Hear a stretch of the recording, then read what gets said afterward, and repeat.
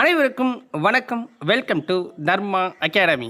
இந்த வீடியோவில் TNPSC free test சீரீஸில் 13வது வீடியோ பார்க்க போகிறோம். முக்கியமான 30 வினாக்கள். வீடியோவை ஃபுல்லாக பாருங்கள். பார்த்துட்டு எத்தனை கொஷின்ஸுக்கு உங்களால் கரெக்டாக ஆன்சர் பண்ண முடிஞ்சுது அப்படிங்கிறத கமெண்ட்ஸில் சொல்லுங்கள். வீடியோக்குள்ளே போயிடலாம். முதல் வினா, ஆல்கஹாலிக் நொதித்தல் நடைபெறும் உயிரினம் எது? ஆல்கஹாலிக் நொதித்தல் அப்படிங்கிறது நடைபெறுற உயிரினம். ஆன்சர் ஈஸ்டில் நடக்குது. ஈஸ்ட் வந்து ஒரு நுண்ணுயிரி அப்படிங்கிறது நமக்கு தெரியும். ஸோ இந்த நுண்ணுயிரில் என்ன பண்ணோம் அப்படின்னா, காற்றில்லா சுவாசத்தின் போது சர்க்கரையை எத்தனால், அதாவது ஆல்கஹால் அல்லது மற்றும் கார்பன் டை ஆக்சைடாக மாற்றும். இது எதுக்கு யூஸ் ஆகும் அப்படின்னா, இப்படி மாற்றுறதால இது வந்து இந்த மதுபான தயாரிப்பு, ரொட்டி தயாரிக்கிறாங்க நம்மளுடைய பிரெட் இதெல்லாம், ஸோ இதுக்கு பயன்படுது. பூச்சி உண்ணும் தாவரம் எது? கீழே கொடுத்துருக்கிறதுல பூச்சி உண்ணும் தாவரம். ஆன்சர் என்னென்னா ட்ரஸீரா அப்படிங்கிறது தான். ட்ரஸீரா அப்படிங்கிற ஒரு தாவரம் தான் பூச்சிகளை உண்ணும். ஸோ ட்ரெஸீரா இருக்குது, நெப்பந்தஸ் இருக்குது, அப்புறம் டயோனியா அப்படிங்கிற இது எல்லாத்துக்கும் குடுவை தாவரம்னு சொல்லுவாங்க நெப்பந்தஸ் எல்லாம். ஸோ இதெல்லாம் என்ன பண்ணணும்னா, ஒரு விதமான ஒரு திரவத்தை சுரந்து பூச்சிகளை இழுத்து அதை பிடிச்சி சாப்பிட்ற ஒரு வகைகள் சேர்ந்தது. ஏன்னா அந்த தாவரங்கள் வளர்கிற மண் எல்லாமே பார்த்திங்கன்னா நைட்ரஜன் சத்து குறைவாக இருக்கும். ஸோ அந்த நைட்ரஜன் சத்தை பூச்சிகள்கிட்டருந்து தான் எடுக்கும். ஓகேங்களா? கஸ்குட்டா அப்படிங்கிறது ஒரு ஒட்டுண்ணி தாவரம்னு சொல்லலாம். கஸ்குட்டாவும் இதில் சேர்த்துக்கலாம்.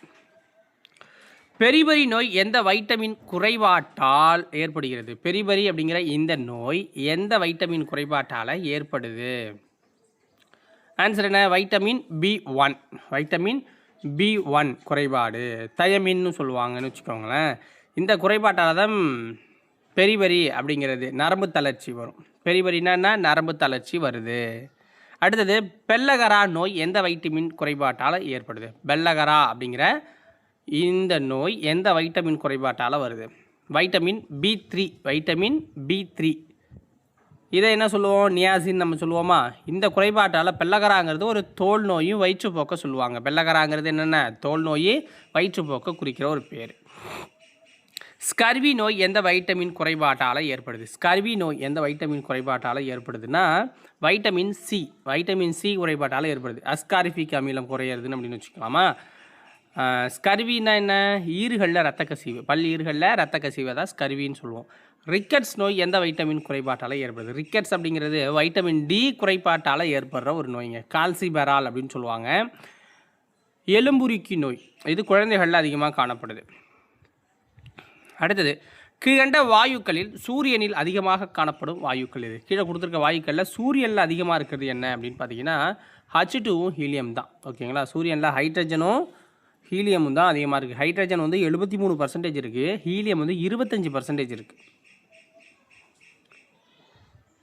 அடுத்து பாருங்கள், தாவரங்களை மண் இல்லாமல் தண்ணீரில் மட்டும் வளர்க்கும் முறை எவ்வாறு அழைக்கப்படுது? தாவரங்களை மண் இல்லாமல் தண்ணீரில் மட்டும் வளர்க்குற முறை எவ்வாறு அழைக்கப்படுதுன்னா ஹைட்ரோஃபோனிக்ஸ் அப்படின்னு அழைக்கப்படுது. ஹைட்ரோஃபோனிக்ஸ் அப்படின்னு அழைக்கப்படுது.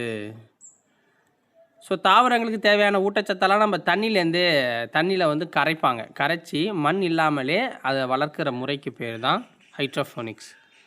விதை தாவரங்களின் உள்ளமைப்பியல் நூலை வெளியிட்டவர் யார்? விதை தாவரங்களோட உள்ளமைப்பியல் அப்படிங்கிற நூலை வெளியிட்டது யாருன்னா கேத்தரின் ஈசா. கேத்தரின் ஈசா அப்படிங்கிறவங்க தான். இது 1954 அனாட்டமி ஆஃப் சீஸ் பிளான்ட், ஓகேங்களா, விதை தாவரங்களின் உள்ளமைப்பியல் தமிழில் இந்த நூலை அவர் வெளியிட்டிருக்காரு.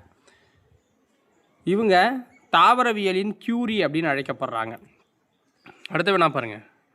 கூற்று 1, நியூட்ரோஃபில்கள் துகள் சார்ந்த இரத்த வெள்ளை அணுக்கள். நியூட்ரோஃபில்களில் சைட்டோபிளாச துகள்கள் இல்லைங்கிறாங்க. என்ன? கூற்று 1 சரி, அதாவது துகள் சார்ந்த இரத்த வெள்ளை அணுக்கள் அப்படிங்கிறது சரி, சைட்டோபிளாச துகள்கள் இல்லை அப்படிங்கிறது தப்புங்க. ஓகேங்களா? அப்போ கூற்று 1 சரி, 2 தப்பாக இருக்குது. ஆப்ஷன் பி இதுக்கு வந்து ஆன்சரு.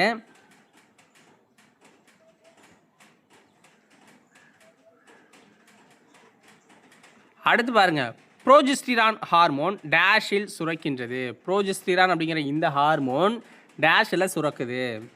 என்ன சொன்ன? கார்பஸ் லூட்டியம் அப்படிங்கிறதுல சுரக்குது.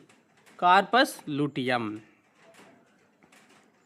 அண்டகம் இருக்குல்ல, அண்டகத்தில் முட்டை வெளியேறிய பின் உருவாகிற இந்த கார்பஸ் லூட்டியம் தற்காலிக சுரப்பி தான் ப்ரோஜெஸ்டிரானை சுரக்குது. இதுதான் கர்ப்பத்தை தக்க வைக்கும். ஒரு விந்து செல்லின் ஆற்றல் மையமாக இருப்பது எது? ஒரு விந்து செல்லோட ஆற்றல் மையமாக இருக்கிறது எது அப்படின்னா நடுப்பகுதி தான். ஒரு விந்து செல்லோட ஆற்றல் மையம் என்ன? நடுப்பகுதி. இந்த நடுப்பகுதியில் தான் எக்கச்சக்கமான மைட்ரியோகாண்ட்ரியாக்கள் சுருள் வடிவில் இருக்கும். இதுதான் விந்து நீந்தி உள்ளே போகிறதுக்கு அதுக்கு தேவையான ஆற்றலை கொடுக்குது. நோயற்றவரின் இரத்த பிளாஸ்மாவில் எந்த அயனி காணப்படாது? நோயற்றவரின் இரத்த பிளாஸ்மாவில் எந்த அயனி காணப்படாது? ஏன்னா மெர்க்குரி காணப்படாதுங்க. மெர்க்குரி பாதரசம் வந்து காணப்படாது. ஏன்னா சோடியம், கால்சியம், மெக்னீசியம் போன்றவெல்லாம் ரத்தத்தில் இருக்கிற முக்கியமான தாதுக்கள். மெர்க்குரிங்கிறது ஒரு நச்சு உலோகம். இது சாதாரண நிலையில் ரத்தத்தில் இருக்காது. இருந்தால் செத்து போயிடுவாங்க. செல் சுவர் உருவாகும் போது டீலோபெச் நிலையில் செல் பகுப்படையும் போது தோன்றும் சிறுமணி போன்ற அமைப்பிற்கு என்ன பெயர்? பிராக்மோபிளாஸ்ட் அப்படின்னு சொல்லுவாங்க. பிராக்மோபிளாஸ்ட் அப்படின்னு சொல்லுவாங்க. தாவர செல் பகுப்பின் போது இரு உட்களுக்கு இடையே செல் சுவர் அப்படிங்கிறது உருவாவதற்கு முன்னால் உருவாகும். அதுக்கு முன்னால் தோன்றும் தற்காலிக நுண்குழாய்கள் மற்றும் சிறுமணி போன்ற அமைப்பு தான் இதுன்னு சொல்லுவாங்க. கீழ்கண்டவற்றில் தவறான இணை எது? மெர்க்குரி அப்படிங்கிறது சின்ன பாருன்னு சொல்லுவோம். அலுமினியத்தை பாக்சைட்டுன்னு சொல்லுவோம். டைட்டானியத்தை லிமோனைட்டுன்னு சொல்கிறாங்க, தப்பு. இரும்பை ஹேமடைட்டுன்னு சொல்லுவோம். அப்போ டைட்டானியத்துக்கு என்ன? டைட்டானியத்தை லிமோனைட் என்பது இரும்பின் தாது. ஓகேங்களா? லிமோனைட் அப்படிங்கிறது இரும்போட தாது அப்படின்னு வச்சுக்கலாம். டைட்டானியத்தோட முக்கிய தாது ரூட்டைல் அப்படின்னு சொல்லணும். ரூட்டைல். ஓகேங்களா? அல்லது இல்மைண்ட் அப்படின்னு சொல்லலாம். இல்மனைட் அப்படின்னு சொல்லலாம். எக்ஸ் கதிர்களை கண்டுபிடித்தவர் யார்? எக்ஸ் கதிர்களை கண்டுபிடிச்சது யாருன்னா ரான்சன் அப்படிங்கிறவர் கண்டுபிடிக்கிறார். ரான்சன். ஓகேங்களா?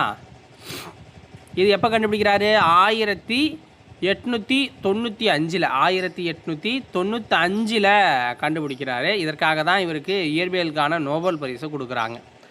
கண்ணாடி தயாரிப்பில் பயன்படுத்தப்படும் மூலப்பொருள் என்ன? கண்ணாடி தயாரிப்பில் பக்கத்தில் ஜென்ரேட்டர் போட்டானுங்க, சவுண்டு கேட்கும், கொஞ்சம் அட்ஜஸ்ட் பண்ணிக்கோங்க. கண்ணாடி தயாரிப்பில் முக்கியமான ஒரு மூலப்பொருள் அப்படின்னா சிலிக்கா. ஓகேங்களா? சிலிக்கான்னு சொல்லுவாங்க. SiO2ங்க. ஓகேங்களா? சிலிக்கா வந்து பயன்படுத்துவாங்க. இது கண்ணாடி தயாரிப்பில் முக்கியமான ஒரு மூலப்பொருள் மணல் மற்றும் சிலிக்கா அப்படிங்கிறது நமக்கு தெரியும். இதோட தான் சோடா சாம்பல் மற்றும் சுண்ணாம்புக்கள் சேர்க்கப்பட்டு இந்த கண்ணாடிங்கிறது உருவாக்கப்படுது. கீழ்கண்டவற்றுள் நைட்ரஜன் சேர்மங்களில் எது சிரிக்க வைக்கும் வாயு என்று அழைக்கப்படுது? கீழ்கண்டவற்றுள் நைட்ரஜன் சேர்மங்களில் எது சிரிக்க வைக்கும் வாயு அப்படின்னு அழைக்கப்படுது? நைட்ரஸ் ஆக்சைடுங்க. Nitrous oxide. இது மயக்க மருந்தாகவும் நம்மக்கிட்ட பயன்படுது. சுவாசிக்கும் போது ஒரு இதை மகிழ்ச்சியான உறவை ஏற்படுத்துறதால இதை சிரிக்க வைக்கும் வாயுன்னு சொல்லுவாங்க. சூரிய கதிர்களில் காணக்கூடிய ஒளிச்சேர்க்கைக்கான சக்தியை வழங்குகிறது. அவற்றின் அலைநீளம் என்ன? 400 to 700 mm சொல்லலாம். 400 to 700ன்னு சொல்லலாம். பட் ஆப்ஷனில் அது கிடையாது. இதில் நெருக்கமாக இருக்கிறது அப்படின்னு பார்த்தீங்கன்னா 300 to 720. ஓகேங்களா? அதை ஆன்சராக வச்சுக்கலாம். நான் எக்ஸாக்டாக சொல்லணும்னா 400 to 700 தான். ஓகேங்களா? ட்ரிபனோசோமியாசிஸ் என்ற நோயை கட்டுப்படுத்தும் உயிரி எது? ட்ரிபனோசோமியாசிஸ் என்ற நோயை கட்டுப்படுத்தும் உயிரி எது? என்ன சொல்லுவாங்கன்னா செட்சி பூச்சி. ஓகேங்களா? செட்சி பூச்சி அப்படிங்கிறதா செட்சி பூச்சி. எய்ட்ஸ் உயிர்கொல்லி வைரஸுக்கு எதிராக பயன்படுத்தப்படும் மருந்தின் பெயர் என்ன? எய்ட்ஸ் உயிர்கொல்லி வைரஸுக்கு எதிராக பயன்படுத்தப்படுற மருந்து சைடோருடின். ஓகேங்களா? சைடோருடின் அப்படிங்கிறது தான். இதுதான் எய்ட்ஸுக்கு எதிராக எய்ட்ஸை கட்டுப்படுத்துறதுக்கு பயன்படுத்த முதல் அங்கீகரிக்கப்பட்ட ஆன்டி ரெட்ரோவைரல் மருந்து அப்படின்னு சொல்கிறாங்க. பின் வருவற்றில் எது அரிசி புரட்சி நிலமாக அறியப்படுகிறது? அரிசி புரட்சி நிலம் அப்படின்னு அழைக்கப்படுறது எதுனா பிலிப்பைன்ஸுங்க. பிலிப்பைன்ஸு சர்வதேச அரிசி ஆராய்ச்சி நிலையம் பிலிப்பைன்ஸில் உள்ள மணிலாவில் தான் இருக்குது. இங்கே தான் அதிக விளைச்சல் தரும் அரிசி ரகங்கள் இருக்குது. 5, 6, 8 அதிக அளவிலான சக்தியை உற்பத்தி செய்யக்கூடிய உபகரணம் எது? அதிக அளவிலான சக்தியை உற்பத்தி செய்யக்கூடிய உபகரணம் அப்படின்னா CO2 லேசர் அப்படின்னு சொல்லுவாங்க. CO2 laser. Carbon dioxide லேசருக்கு மிக அதிக திறன் கொண்டவை, ஹை பவர். உலோகங்களை வெட்டுறதுக்கு, மருத்துவ அறுவை சிகிச்சைகளில் இது பயன்படுது. அடுத்து பாருங்கள், எந்த கண்டுபிடிப்பிற்கு ஐன்ஸ்டீன் நோபல் பரிசு பெற்றார்? எந்த கண்டுபிடிப்புக்காக ஐன்ஸ்டீன் நோபல் பரிசு பெறாருன்னா ஒளிமின் விளைவுக்காக. சார்பியல் தத்துவத்திற்கு அல்லாமல் 1905